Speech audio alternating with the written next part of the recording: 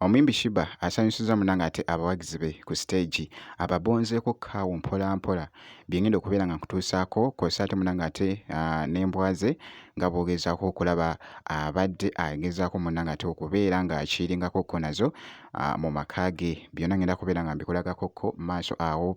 Fikfameka avuddeyoko munanga ate ali mu kakasa so nga ate Spice Diana munanga ate ne mukyala Rosie ngenda kubeera nga mbikutuusaako maaso awo.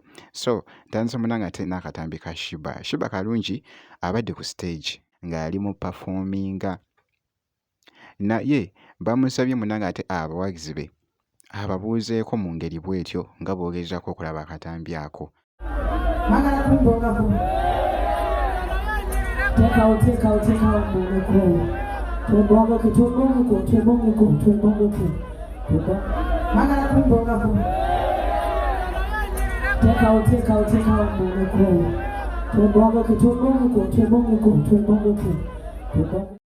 Kabadde kakutte munanga ate akati n'asooka n'ababongako bonna omu ku omu ng'agenda ababongako bw'atyo nga bw'ogezaako munanga ate okulaba akatambi ako nga nkyali munanga ate ne Shiba kalungi. Akatambi kano akalala abadde munanga ate ne zippeeti ze era nga bw'ogezaako okulaba embwa nzungu naye bannange nnene.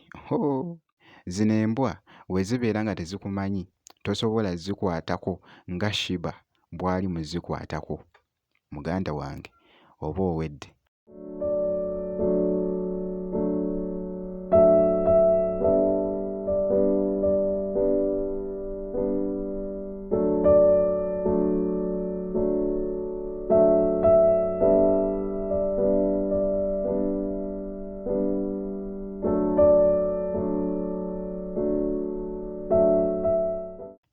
Naye Shiba kalungi ndowooza zaamumanyiira nga bw'ogezaako okulaba kubaddeko n'akato akeeru.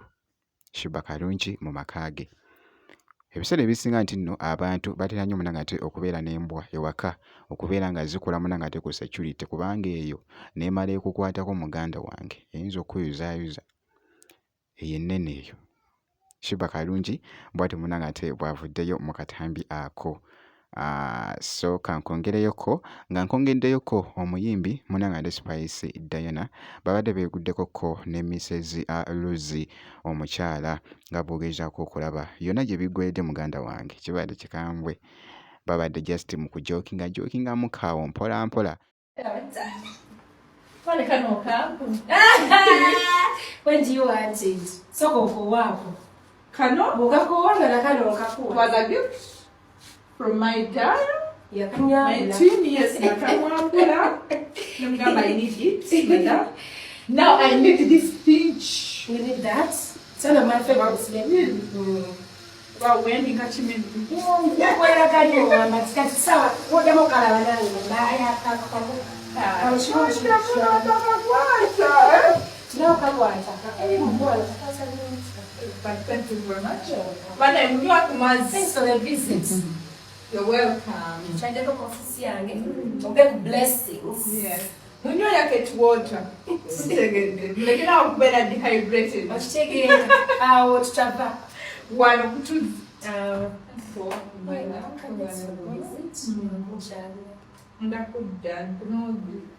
Time, this is your place now.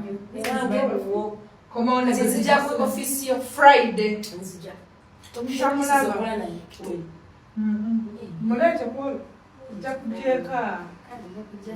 Thank you very much, my love. Thanks for my gifts. Lucky. Omanyi kasita beegwako muganda wange kiba kikambwe nnyo. Omukyala munanga ate Spice Diana kw'ossa ate ne Mrs. Rosie eside awo babadde mu kujokinga ku bya fashion ensawo nga bw'ogezaako munanga ate okulaba akatambi ako. So Fikfameka avuddeyoko munanga ate n'akakasa eside eno. Muganda wange kino kyabadde akakasa kiyinza okukyusa munanga ate ebyenfuna byo kubanga bw'ogifuna wali n'osooka n'osasulayo ku akasente akatonotono. Bagamba yagalize ofune kamba agalize Munnayuganda gwenna ali eyo nagambye ekintu eki okusevinga okuba muna kasente mu nsawo okuuma obulamu bwo wele Spiro pikipiki nnungi nnyo mwana nze babuulira ku mitwalo 10 n'egi oba ogyefunira gwe leeta ndaga muntu yo ey'oligino ne fotokopi 2 ezaba kweyimirira wenjogerera nakwogerera oba wagifunye dda tuyina swapping station mu ggwanga lyonna temuzimalaawo baatule we ziri nnyingi baatule nnungi Spiro piki toyina kyogenda gikanikako n'ogenda ng'omalayo ko mpolampola muganda wange ndaba nga kiba kikola nga bwogezako okulaba akatambi ako Fikfamaker bw'atyo bw'abadde akakasa obutasiba munanga te update yonna eringa omuyimbi nga Fikfamaker making sure nti nno osubscribinga ebisigadde byonna just bitwekere gwe kasitobera ng'osubscribinze